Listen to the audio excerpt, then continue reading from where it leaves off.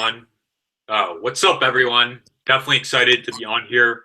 Self-Made episode 8 with my amazing friend, Lori Lefcourt. And Lori, say what's up. Hey guys, what's up? So, Thanks for having me, Francis. yeah, you're so welcome. And I mean, people definitely deserve to hear your content and based on the experiences that you personally had. So, just a little background on Lori. She graduated from Mizzou with a degree in business, and she started her own business immediately after school, and it was a mobile spray tanning business. That's right, right? Yeah, that's right.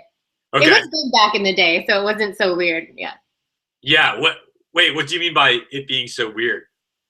Well, back when and this was about 8 years ago, there was a show that was based on a mobile spray tanning company. Yeah. So it was blowing up on the West Coast. So I wanted to take it to the Midwest.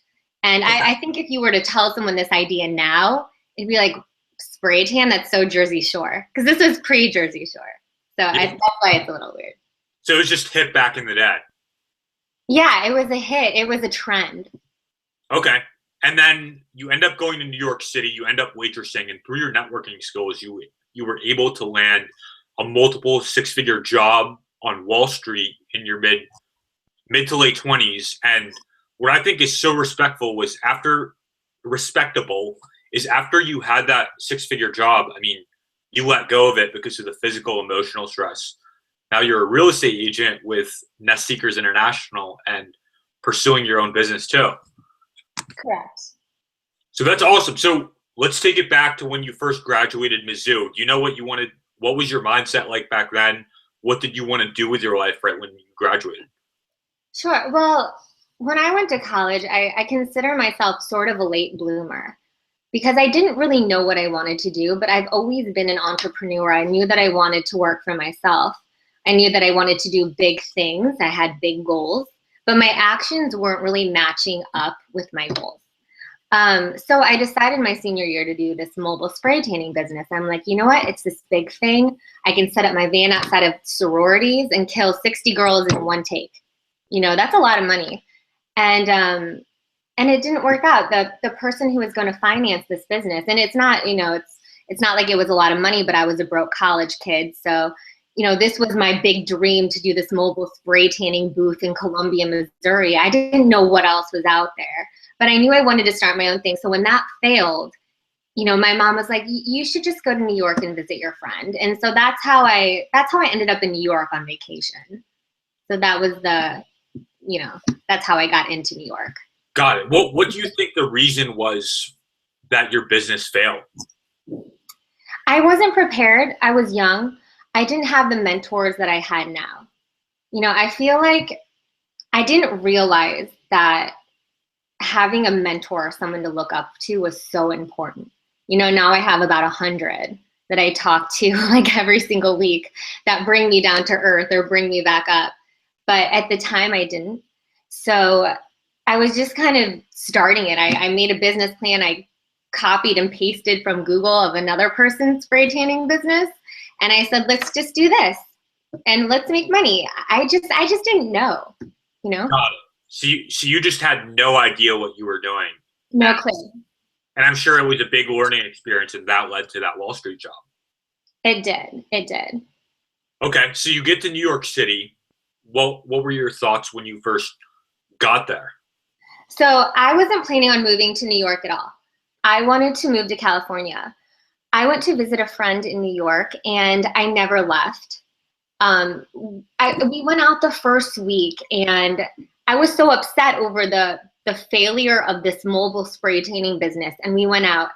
And I think it was the moment that Leonardo DiCaprio was at the table next to us at this one club that I was like, you know what? I'm gonna live here. And so I didn't know anyone but my friend.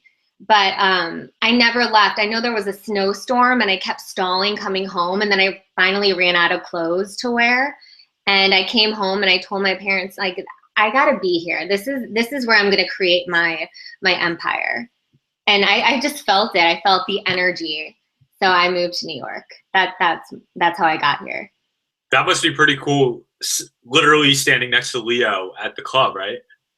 I mean, we didn't talk, obviously. He was surrounded by a bunch of bodyguards, but I felt cool just being in the same place as him. You know, coming from St. Louis, Missouri, and then being in New York City at a club right next to him, I was so starstruck. I was like, this 22-year-old girl, I'm like, this is it.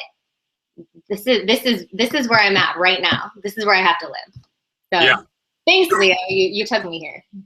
So why did you choose cocktail waitressing right when you got into the city to create income?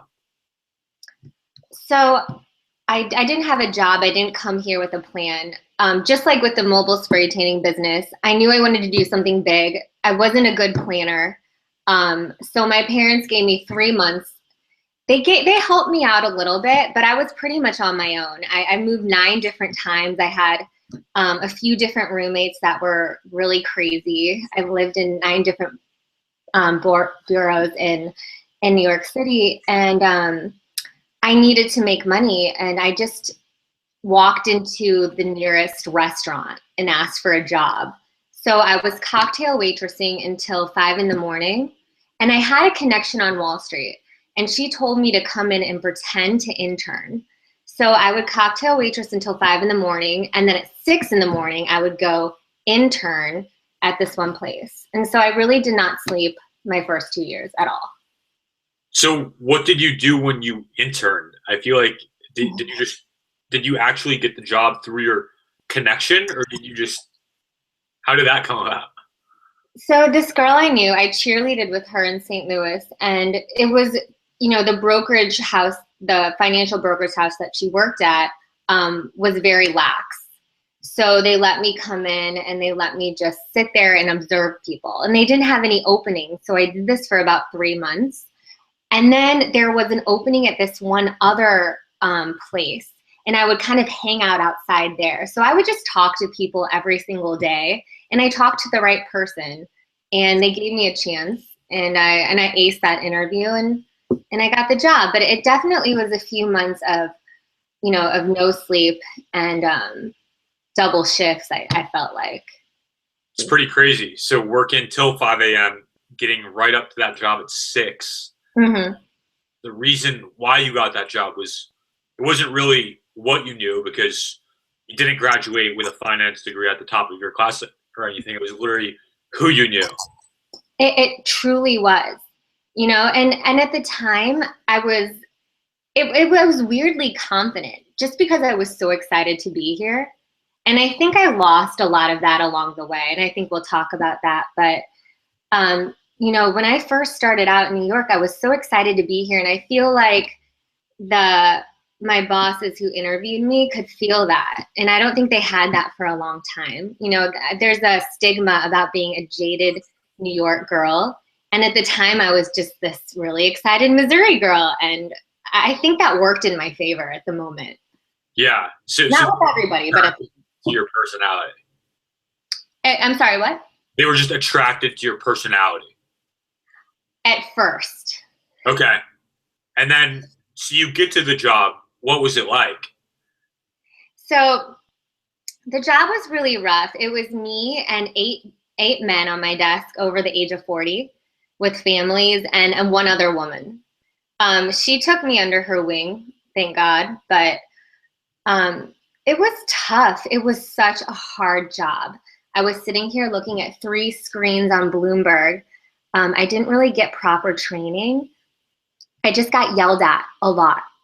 I got talked down to. I got patronized. It was awful. I would go cry in the bathroom probably once a month. And this was my first job. It got better.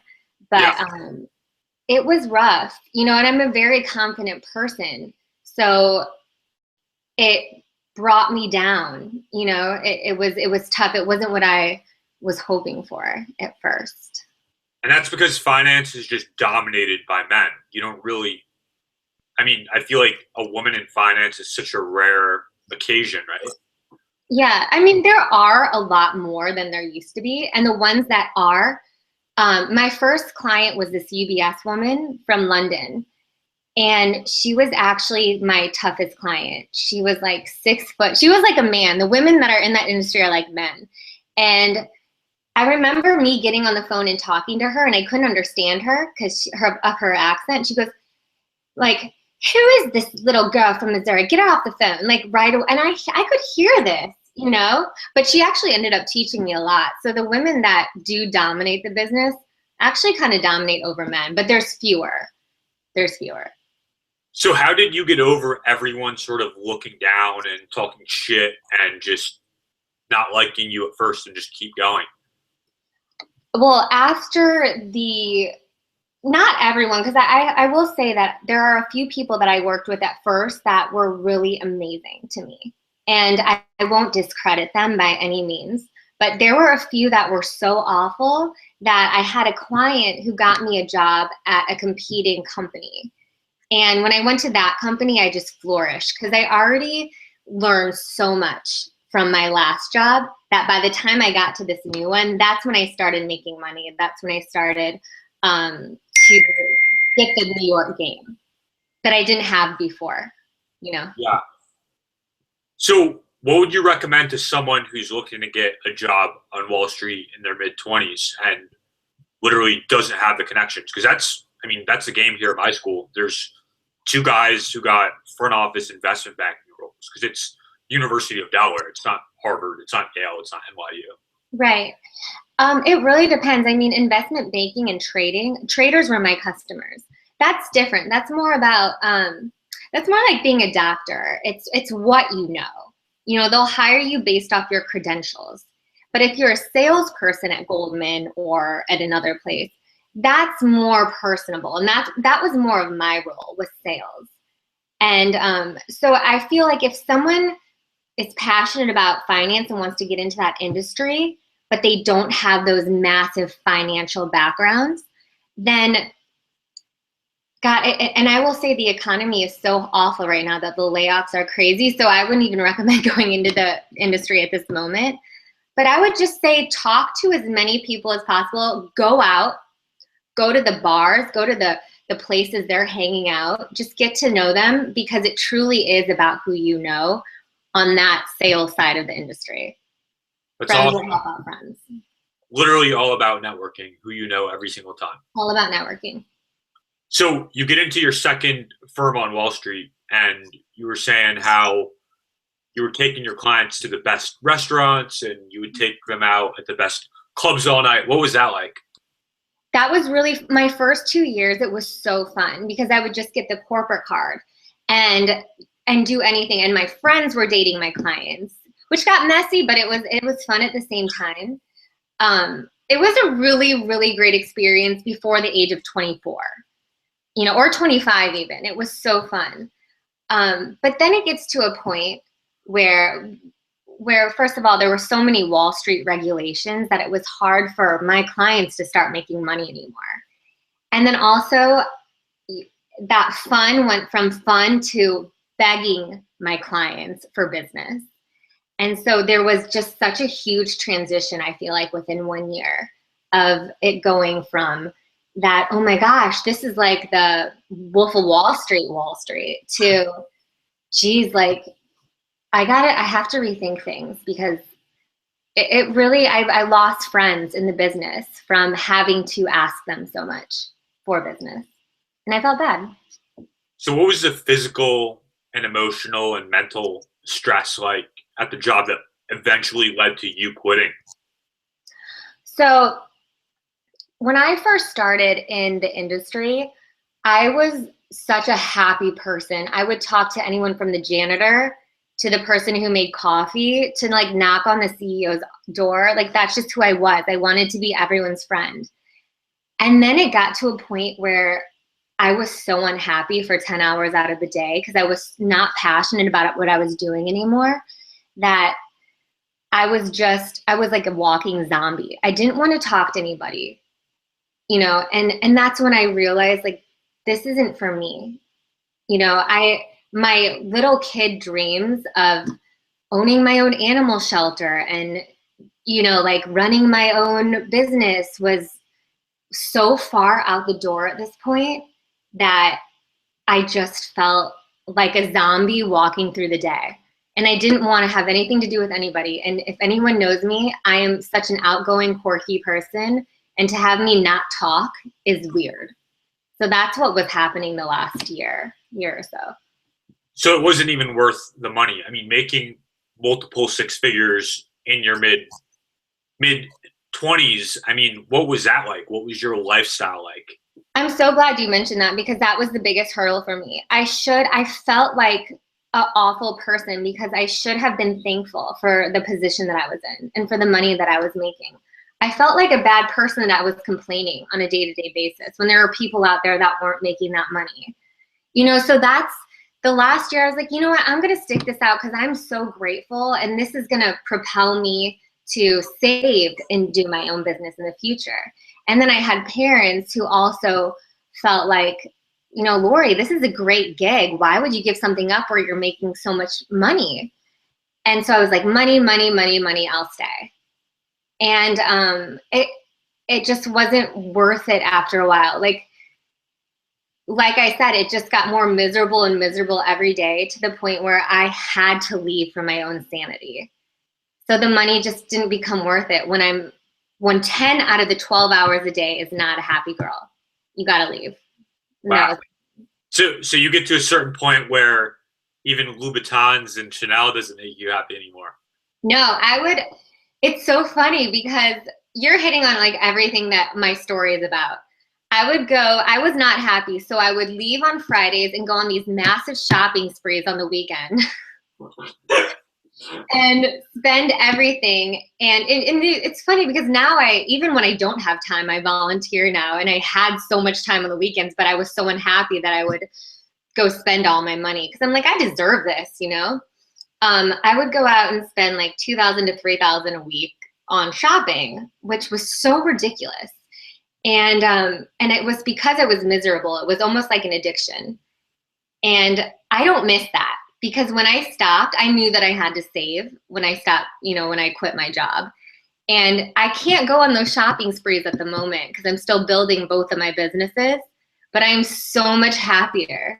I don't even care. I don't even care if I see any of those shoes again. I'm good. That's awesome. I mean, yeah.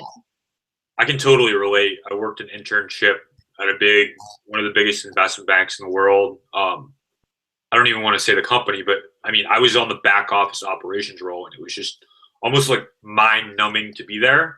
So yeah. I'm just so grateful that I built up a business while in college, and that's where I don't have to go and take a job, because I don't necessarily require the income for myself. Right. You got out of your left brain so early, which is so rare. Isn't that right? It's the left brain, right? Yeah, the left brain. The left brain's like the mathematical. You got out? The left brain's like the mathematical, I'm so smart, egotistical. Right. It's so funny, because for such a smart person, you got out of that at such an early age, which is so rare. Yeah. I wish I was like that when I was 22, but I was just like, I got to get a job.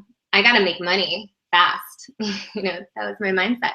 So what inspired you to go and start real estate? Because for me, it was watching $1 Million Listing. I'm like, okay, well, if these guys can do it, I can definitely do it. Yeah. I'm a competitive person just like you. I felt like I could do real estate. I have 2 uncles that own a commercial firm in St. Louis. They do really well. So real estate has always run in my blood. And then when I got to New York City, I'm like, what's a cooler city to do real estate than New York? And then I knew someone from $1 Million Listing, so I interviewed with them, and now I work at that company. So yeah, it's been a fun experience to do real estate in New York. And you're going to be on an episode next season too, right? I am. Gosh, I was so nervous for that episode. What's funny? I bought new shoes specifically for that episode, and then the basis of the episode is that we had to cover our shoes because we can walk on the floors. That's unfortunate. Yeah. So take me through how the real estate business has been for you. And I mean, having experience on Wall Street, starting your own business. Yeah. It's been an interesting experience. It hasn't been all positive, but when you're first starting out in real estate, you have to, mentorship is so huge. because it's so easy to get lost. The barrier to entry for real estate is so low. There are so many agents. There are 15,000 agents just in Manhattan. I'm competing with 15,000 people in such a small space. And that's crazy to me. So when you think of those numbers, you know, you sit in front of a computer and you can't just wait for a listing to pop up. There's 15,000 other agents that are going to call the same person as you. So you really have to be on your game every single day. And I still have days that, you know, I sit there and I'm kind of like, now what? You know, because I'm a new agent. I don't have that credibility yet. But I'm lucky enough to be on a team of managers that, you know, have credibility. So they're able to kind of show me the way. But when, you know, when I first started, it was a little confusing. You're kind of your own boss. You know, there's no one's going to tell you, Francis, do this right now, then do this next, then do this. And you're not getting paid hourly. So you just got to hustle. So there's no base salary and there's no benefit. No. But I mean, the top guy in Philly sold $250 million last year. So I mean, that's just 3% of that's $7 million. Yeah. I mean, you're going to kill it, no doubt. I'm so excited for you because I just can't wait for your success. You're going to inspire me in a year from now. And then you're going to come to New York and be on my team. And we're going to work together. Appreciate the kind words, but I don't know about being on your team. Maybe Michael Serhant's team. Ryan Serhant's team. Ryan Serhant, that's what I meant. I'll show him this video and he'll know. But yeah, no, it's been an interesting journey. I truly love it. I mean, there's nothing more fun than running around the city and looking at these like luxury places that you would never even think to see. I mean, it's such a small city with so many big things that every day is like a new adventure. And I think that's the most fun part about it. I'm not sitting in front of a computer typing the whole day. I'm out there. Yeah, I mean, so it sounds like it's something that you're really passionate about and that, I mean, you like dealing with people too. It just sounds like you got to take your time to master the crap that comes with it and learn the business inside and out. Exactly. And I want to be real with you right now because I know I don't want to come off as fake. When I left my job on Wall Street, my love for people kind of went downhill. And I was a little bit scared about how that would translate into real estate. And I think that's what happens when a lot of people get into the corporate world. You know, you're just on this playing field level where people just keep you on a level or they'll make you feel less than, you know, because that's just how it is. But, sorry. But, you know, when I got into real estate, it really took me a while to build that back up and to say, you know what, I'm so lucky to be able to be doing this business right now in New York City. And every day that I'm thankful that I'm able to do it. And I think that's why I've been able to work with people more than I have ever since I left my corporate job. Yeah. I mean, that just sounds awesome. I'm excited to move in and get started too. Right. So tell me a little bit about the passion that you have with health and wellness. How did that shift from your perspective? I've always had a passion in health and wellness. I think when I first started my career in New York City, I was so unhealthy. And we talked about this before, about how I felt like I've aged in the last 5 years because I didn't sleep on my last job. You know, I'd be taking clients out till 2 a.m, sleeping under my desk, and then waking up at 6 a.m. sometimes. But it was a lot of, you know, going out and entertaining. So I remember my cousin putting up a post about health and wellness, and she kept putting up these before and afters and how people felt amazing. And I kept seeing it over and over. And then she put up a post about my coach, Jennifer Trinkner, that was earning at the time $750,000, sharing the health and wellness. And as a competitive person, I saw that post and I'm like, I'm down. I'm down to get healthy and I'm down to make $750,000 now. You know, so that's how I got started doing my network marketing company. And from there, I found that it gave me such a focus as an entrepreneur, and it could really be the vehicle for me to take off and do any other business that I want to do. And so not only did I get my body in complete check after that, which led me to quit my job, but I found it to be the most useful vehicle to meet all these amazing entrepreneurs and to do all these other businesses that I've always wanted to do. So how do you balance your real estate business and your network marketing business? I do the network marketing business mostly in the pockets of my day. I'm always, when I have time, I'm always answering calls. I'm always, helping somebody. And at night, I'll be up late doing that. I'm used to being up late. So, the not sleeping thing has been useful in my entrepreneurial life. Yeah. I'm used to not sleeping. And so you're talking about earlier in the interview, you're talking about some of the mentors that you had, that if you would have had them back in the day, that your tanning business would have been successful. What are some of the biggest things that you've taken away from your mentors? I think some of the biggest things that I've taken away from the mentors that I've met in the last year or two was to just be authentic. I think we're taught to be a certain way. And it really hit me through my coaching with Jeffrey Combs specifically. I remember being on the verge of quitting my job and starting this full time. And this little girl runs up to me on the street. And it was just out of nowhere. And she pulls on my dress. She's like, "Hey, it's my birthday." And I'm like, "Oh, okay, happy birthday," And she just out of nowhere just wanted to tell me that. And I think along the way we lose like the little kid in us that makes us want to just be who we want to be and act how we want to act before we learned how to act.